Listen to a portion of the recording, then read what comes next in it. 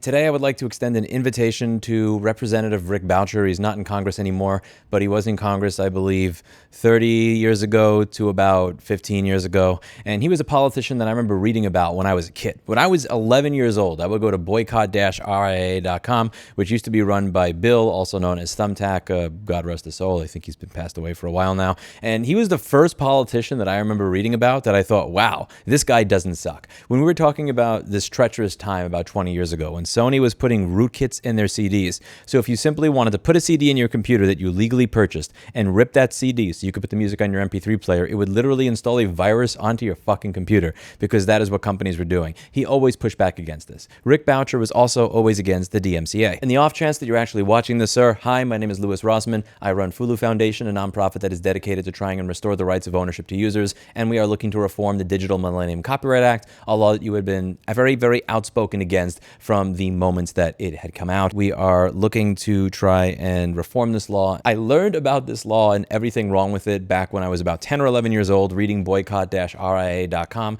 reading op-eds from people like you. I'm just going to give you a few quotes of his that may ring true today. And when you realize this interview was almost 30 years old, how different do you think that show would look in the event that the DMCA can be used by individuals who are seeking not to protect their copyright so much as to thwart competition coming from some aftermarket participant?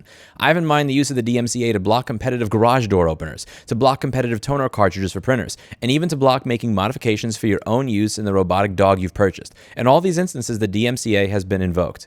If you use that information in order to conduct a lawful act, or let's say a harmless act, and that's bypassing this technology, so that your DVD will play on your Linux operating system, you have committed a crime. It is harmless conduct. The copyright owner is not injured by what you have done, but that is a criminal offense under the DMCA. If you're bypassing for the purpose of getting beyond the commercials that are on the front end of a DVD, then you have gone to the store and rented. If you want to bypass in order to fast forward to material that's on the DVD that you think is inappropriate for your children to see, you have committed a federal offense if you engage in that bypass, even though the purpose of the bypass is innocent. Other quotes that he has: we have no quarrel with a law that prohibits circumvention of a technological protection measure for the purpose of infringing the copyright. We have a huge quarrel with the current law which punishes circumvention to make fair use or any non-infringing use of copyrighted material. He also went over the exemption process, which is mostly a joke. Let me simply note that over the 6-year time frame this process has been in effect, only 4 exemptions have been granted. Many multiples of that number have been requested. In fact, 25 entire groups of requests limited together have been rejected. This man pushed against this type of control for almost his entire time in Congress. Now, we are doing a tour here at Fulu Foundation. Our nonprofit is doing a tour around the country to discuss the issues of ownership.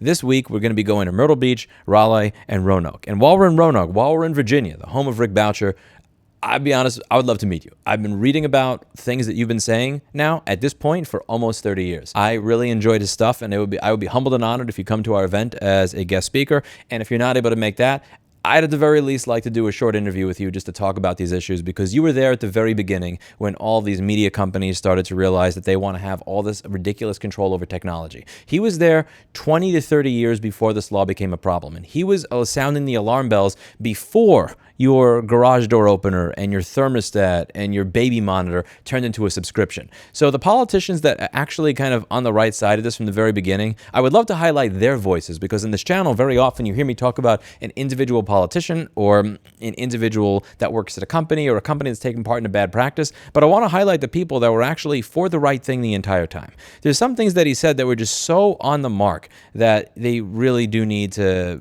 get a broader audience than I think that they got. When referring to these laws, one of the things I remember him saying a long time ago was the entertainment companies will also get hurt. When consumers start finding that they can't use their media fully, they will value it less.